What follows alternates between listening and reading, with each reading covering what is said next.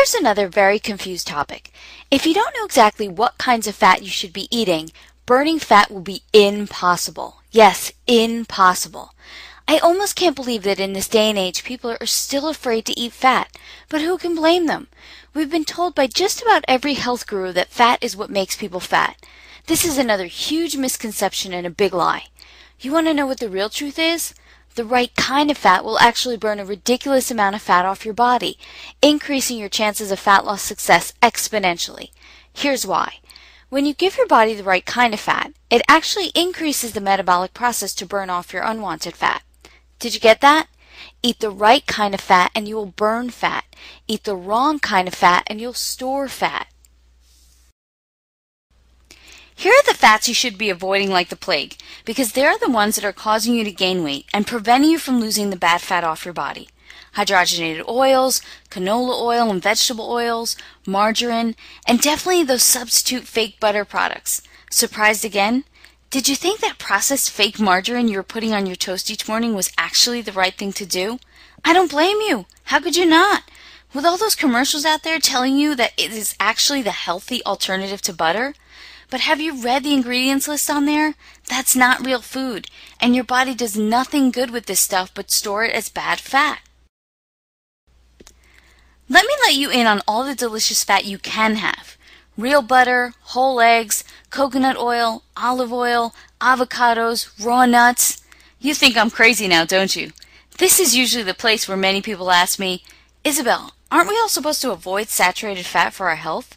Am I going to keel over from a heart attack by eating butter and coconut oil? Definitely not. Another huge misconception and something most health professionals have all wrong. Statistics prove it. Remember, sugar is your enemy. All these natural unprocessed fats that are not full of chemicals are not only your friend, but what you absolutely need to burn that fat off your body. Now, if we're going to consider sugar enemy number 1, then processed foods would be enemy number 2. But then again, most processed foods contain an incredible amount of sugar. You know what else they contain? Tons of chemicals that are making it almost impossible for your body to burn off fat. Let me explain this by giving you a brief anatomy lesson, and I promise it won't be hard. It all comes down to how effectively your liver is working. Now, your liver has many functions, but the two we want to focus on here are the breakdown of fats and the filtering of harmful substances from the blood. If it's your liver's job to break down fat, you want it working at full force, right? But when your poor little liver is too busy trying its hardest to filter out all the harmful substances that are coming in from all those processed foods, it has no time or energy for fat breakdown. Just like if you had 2 big jobs each day and you spent your whole day working on just one, do you think the other one would get done? Probably not. The easiest solution to making sure that your liver has all the time it needs to break down fat is to stop feeding it harmful substances to work on. So what are some of those harmful substances? Things like artificial sweeteners, high fructose corn syrup, hydrogenated oils, and even processed soy products. It's the foods that contain these chemicals that are overwhelming your liver, and you have to stop eating them. Even if you think you may not be eating many of these chemicals, they are unfortunately in many foods we think are good for us. Do you know that I found high fructose corn syrup in foods like so-called healthy yogurt, whole wheat bread, and cereals advertised as good for you? It's right there on the ingredients list. So do yourself and your liver a favor. Give it a chance to get into fat-burning mode by greatly reducing, or dare I say eliminating, processed foods from your eating plan. This means saying goodbye to the packaged snacks, the microwavable meals, diet health bars, and definitely the soy products, and say hello to foods you know do not require heavy processing. Foods that contain only one ingredient like steak, chicken, fish, eggs, fruits and veggies, olive oil, coconut oil, butter, rice, and sweet potatoes. There are literally hundreds and hundreds of delicious meals that can be created with any combination of all of these foods. I know because I've done it, and I've been able to stay super lean over the past 10 years. Now let's get into a topic that's not exactly food, but I know it's probably on your mind. Calories. First and foremost, I'm going to be honest and tell you that I absolutely hate the word calories. It just drives everyone crazy. And I never again want to hear, Isabel, how many calories should I be eating to lose weight? It's not the number of calories that matters, it's the quality of food you're eating and the metabolic enhancing effect on your body that matters. So most people are actually focused on the wrong thing. If you just eliminate the bad stuff, the garbage foods, processed foods, and focus on eating the good stuff, the foods I mentioned earlier, you could drop the calculator and stop all this counting madness. But that answer is just not good enough for most people. I do admit, you have to be somewhat reasonable about the amount you eat.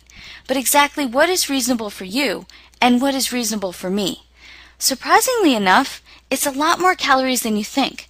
Once I figured out that the portions of food I needed to eat to lose weight were actually significantly bigger than the portions I was eating before, it was like the best thing that ever happened. I didn't have to be hungry anymore, and I was still losing weight. How great is that? Here I was previously starving myself with all the wrong foods, only to find out if I ate all the right foods, I could eat a lot. And I love to eat. And actually starving myself was doing me more harm than good because my body was holding on to all of my bad fat in an effort to protect me. You might have heard this before, but calorie restriction may lead your body into starvation mode. And that's when your body thinks you're dying of starvation and protects you by holding on to every last bit of fat and every last calorie you have in your body. I'm pretty sure most people in this day and age are not running the risk of starvation. What do you think? You probably want me to tell you approximately where to start, just so you don't go on an eating free-for-all, but hang tight because I'm going to get there and I'm going to tell you that in a minute. Here's the thing. It's not just about knowing what foods are good and what foods are not. It's about your body and knowing the combinations of food that make your particular body burn off fat. That's where most diets seriously flunk. They're not specific for you. That's where metabolic typing comes in. Finding your metabolic type will tell you what foods are the best foods for you to create an ideal fat-burning environment in your body. And don't worry, it's easy, because I'm going to give you a simple questionnaire that will tell you all of that. You also need to find the right portions for your body. Again, a simple task with the charts I'm going to give you. And I'm not talking little bird-sized portions here. Remember, I said I wanted you to eat a lot. Everyone thinks I was born with a great metabolism, but you've seen the pictures. You know that's not the case. What I did now was create a good metabolism for myself just by eating all the right foods. You also can't eat foods that you hate all day long. You have to be eating foods you really enjoy in order to stick to any kind of plan. You also can't spend half your life doing calculations or counting calories because, like I said before, it's irrelevant anyway. Okay, now I hope at this point you're not feeling overwhelmed or confused. I know all this information all at once may seem like a lot, and you may not be sure what to do with all of it, or better yet, what to do to put it together in a way that's going to work specifically for you. Not only work for you, but work in an easy and practical way. I see this happen to people all the time. They get their hands on some of the best information out there, but then are lost when it comes to applying it to themselves. And what good can all this information be if you can't apply it? So I've come up with a solution to this dilemma. I've put together a program where I can tell you exactly what to do, exactly what to eat, exactly when to eat, exactly which foods, and exactly how to make it ideal and specific to you. Would that help you make the best use of all this information? Would it make this whole process so much easier? I named it the Diet Solution Program because guess what? It's not a diet. It's actually the solution to your diet, and it will without a doubt handhold you through losing that first 10% in the next 30 days and then much, much more. Remember this chart? I threw up some examples for you.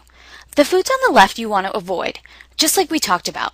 The foods on the right are a must for helping you to successfully burn off fat. Now these are just a few examples to give you an idea. There's still many more foods on both sides that you'll want to learn about. We just couldn't fit them all on the chart.